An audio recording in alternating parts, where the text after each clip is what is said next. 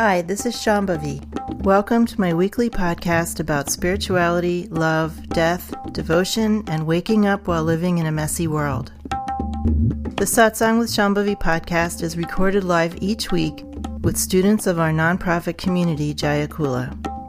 For more information and to find out about attending a satsang, visit jayakula.org. Thanks for listening.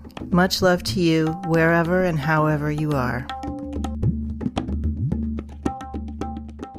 Could you talk about surrender? Well, there's two other words I like better than surrender, because surrender implies you're going to do something really effortful. You're going to surrender. You're going to surrender your fixations and your compulsions. Good luck with that. You're going to surrender to the teacher. It's very sort of individualistic, over-effortful kind of affair. Has slight Judeo-Christian overtones somehow. I used that word a lot when I was younger, and then I realized that the process really isn't like I am going to surrender or something like that, right? So the two words that I like best are following and yielding in this kind of tradition, and I think all traditions, even if it's never articulated this way. To be a follower means to be a follower of wisdom. To be a follower, you have to be able to recognize that there is wisdom, that there's more to you than meets the eye. You have to recognize. And the recognition isn't intellectual. It can just be a felt sense or maybe some more coherent recognition, but it has to be a felt sense that you know beyond logic that there's more here and more to you than meets the eye, and that you have more capacity than you have access to right now. That is the whole basis for practice in this kind of tradition. It's the whole basis of desire, this feeling that is a knowing that there's more, and that you don't want to miss out on it. And so following means you recognize that there is this wisdom. There's something here. My word is wisdom, but your word could be something else. And you're following that. You are going along with it because you have a felt sense, an inner knowing, even if it's only a speck, that by following that, you are going to discover more about who you are and what's happening here. Or another way of putting it for a lot of people is you're going to be relieved of pain and suffering. A lot of people sort of start out from there. You're in some pain and you see something or you meet someone who seems to embody a way of living that is less insufferable than what you're experiencing. And so you decide to follow that. Now, when I was, from the very youngest age I can remember, I had this felt sense, not only that there was more, but that there was something to follow. That was really one of my most early experiences. And lots of people have this. You feel guided somehow, right? This isn't an unusual experience. It's unusual to let yourself live according to that, because of course we can feel that sense of guidance. It's coming from insight, it's coming from our circumstances, it's coming from a teacher perhaps. Not everybody meets a teacher, but you can still follow wisdom even if you don't meet a teacher. So lots of people have that felt sense, but they don't give it enough importance. Other things like what your mind is telling you, your intellect, is something that you're trained to give that more importance than this felt sense of guidance. The wonderful teacher of Irina Tweedy, who was a 20th century woman practitioner and teacher, she had one Trika teacher and one Sufi teacher. And her Sufi teacher was in some kind of Sufism, which I don't really know a lot about, where a lot of the practice that she did was basically just sitting with her teacher and experiencing this dismantling that happened through transmission that was very intense. For her, anyway, it was very, very intense. She would just sit with her teacher for hours and hours and hours and have all of these things happening inside of her as a result of that, and particularly in the heart space. And lots of things were unwound. But this particular Sufi sect was very focused on the heart space, like Trika was. It's called Chasm of Fire, her autobiography. And the words of her teacher are just marvelous. Like when you read, you know that this teacher really had something. She is kind of whiny. It's a very long book, so after about 300 pages of her whining and complaining, it gets to be a bit much. In any case, she was still a very dedicated student, so I admire her. One of the things that her teacher said that really impressed me a long time ago was that the purpose of doing spiritual practice is to lead a guided life. Not just that the method is to lead a guided life, but that the fruit of the practice is to lead a guided life. And Ma said this, and none of my Ma said this in another way. She talked about, as most of you know, Kayal, the sense of being moved by life. And in this very spontaneous improvisational way, that she just felt moved to say something or do something, or to not say something and not do something. And she said, I never do anything other than by Kayal. I never decide to do anything, basically. She said, I'm always being moved, and that was her way of talking about being guided, to be moved. When we are a student in this tradition, and especially with me as a teacher, if I were your teacher, the sense of being guided for me is primary. Like I said, it's one of my earliest experiences, and my sort of personal, idiosyncratic way of teaching is to talk a lot about being guided or following as the path, very, very explicitly. And that means a few different things for people. First of all, in this culture, it means that you have to give up your attachment to this idea that you are going to decide things and everything's going to make sense and you're going to be able to logically explain everything that you're going to be doing or that's happening to you, that you're going to understand it in an ordinary way. And instead of that, you need to identify that sense of a guide, perhaps in a teacher, me, but ultimately in yourself. And ultimately from all of reality, this feeling of being guided by all of reality. Some of you have heard me talk about this because when I was a little kid, that sense of guidance felt like it was inside. And then when I was studying with teachers, it felt like that guidance was coming from teachers. But at some point, after I'd been practicing for a while, I realized in a visceral, direct way that the guidance was coming from everywhere, and I totally freaked out. It was like there wasn't anything happening that wasn't that guidance, and it felt completely overwhelming, that there was no escape route. So we have to learn to pay attention to that guidance, and we have to learn to follow that without asking questions about it.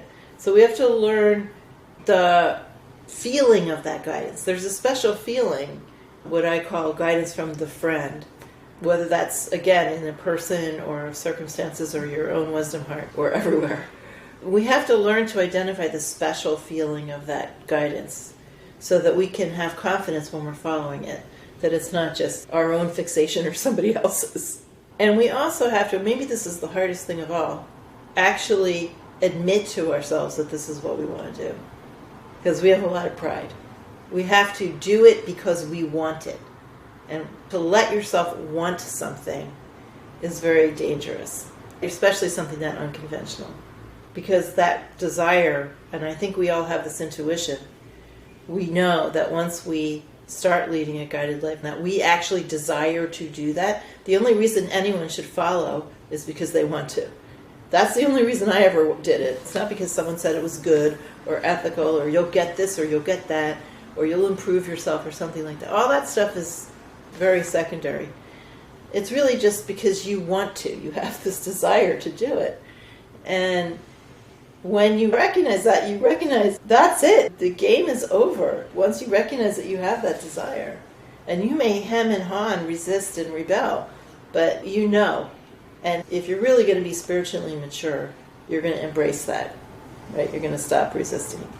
You know, I put surrender kind of in the same category now as acceptance. They're all kind of very I-centered things where I'm going to accept you, or I'm going to surrender to you, or to this or to that. Circumstances are. You surrendering to them or accepting them makes not one iota of difference. Right? They are what they are, and minute to minute circumstances are permanent, so they're changing all the time. But the fact that they're happening is completely impervious to your acceptance or your surrender. So when we say yield, it's like yielding is more recognizing the circumstance. We're in a circumstance. We have a circumstance of the condition we're in. We have circumstances of relationships and other things happening. Genocides, that's a circumstance. To just yield to the circumstance is basically saying, I get it. This is what it is. And now I'm just going to work with it. So that was one of the famous sayings of my Dzogchen teacher. We work with circumstance. But before we get there, we have to be like, okay, this is the circumstance. And that's the yielding part. This is the circumstance. It is what it is. And I'm going to work with it. There's a sense of passivity around acceptance and surrender. I think of it in a martial arts sense, like in judo, it's all about yielding. Someone pushes you and you don't resist, you go with what the force is. But you have to be active, because this like image of surrender, especially with a teacher, can sometimes be, okay, I'm surrendering, now you do the rest. It's not like that. So think of following and yielding. If we really embrace our most essential desire in life, or desires, if we let ourselves be moved by those things, our life takes on a completely different quality than a life lived through intellect and decision-making and logic and coherency and explanations.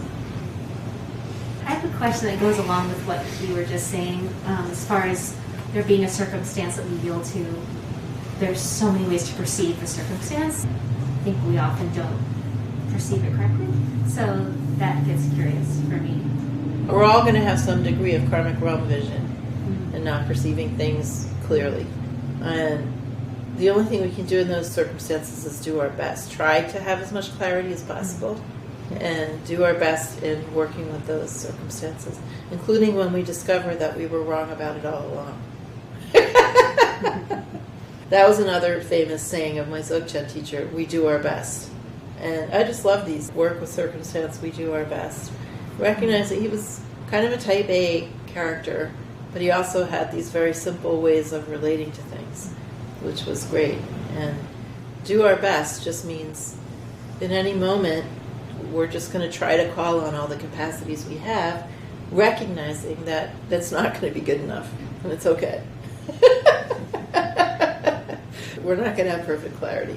This idea of like doing your best and not having perfect clarity, because I'm a woman teacher, I think more than if I were a man, some people have wanted me to be more apologetic when I make a quote-unquote mistake.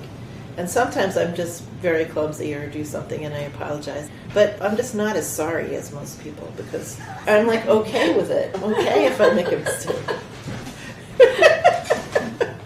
And I would hope that for all of you also. Just don't be so sorry about the condition you're in, right? It's all okay.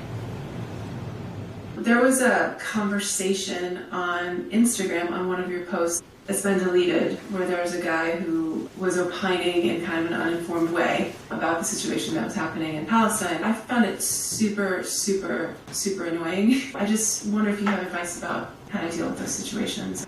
Well, first I want to ask you, did you have fun being super, super annoyed at this person? Yeah. Yeah. So there was a whole bunch of people like you who were having a lot of fun just bashing this person. At first, it was, okay, that person was uninformed, hadn't done their homework, and had some really dumb opinions about things, and was promoting them with great authority and not listening to people.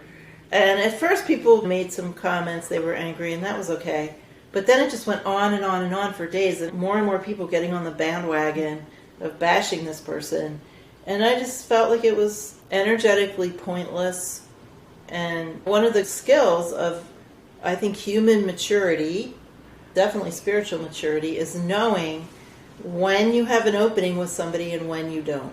So if you keep bashing someone that you don't really have an opening with, this person was not open to anything.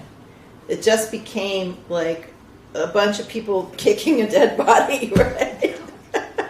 That's how it felt. And we want to use our energy wisely, and we want to only be putting our energy into circumstances where there is an opening, where there's been an invitation, where there's some remote possibility that there might be real communication and some heart opening or something might change. On a long-winded way, getting to your question, there is a wide spectrum of people responding to what's happening in Casa, and some of those people are completely unteachable in this moment. It doesn't mean they'll be unteachable for the rest of their lives, but for this moment, there is no opening with some people. And then with other people, there is. Even people who are only letting a tiny, tiny little crack of light in, that's still a little bit. And then there's other people who are really questioning, and other people who are really learning a lot, like me. I feel like I'm in some sort of undergraduate degree in the occupation right now. But in any case, there's just a huge spectrum, and so we have to watch when we are just satisfying our own karmas, getting enjoyment of complaining and yelling and saying the really, really smart thing to really get this person. I mean, how many times can you call someone a white supremacist? Right? Plus, I felt anyway that there's so many people like that out there, and I could waste my entire life getting my yayas out, telling them what I thought of them. So the litmus test for me anyway is, am I serving any purpose here or not? Can you talk also about how that relates to anger? Yeah, absolutely. When people are angry because they've been marginalized or oppressed or genocided or whatever's happened, there's a quality of actual anger, pain. There's a quality of energy to that. And it's very, very expressive. That's really different from the pseudo-anger that was being expressed in that conversation. It was just a bunch of rehearsed, cliched arguments about the usual stuff that many of us have engaged in and heard a million times before. And it's just grandstanding. There's no actual raw quality of anger energy there. There's a rote, stale quality to it. Satsang with Shambhavi is produced by Jaya Kula, a nonprofit community offering opportunities to learn and practice in the direct realization traditions of Trika Shaivism and Dzogchen. If you enjoyed listening, please help us keep this podcast and many other teachings open to all by making a monthly or one-time donation. Visit jayakula.org to make a donation and explore more of our offerings.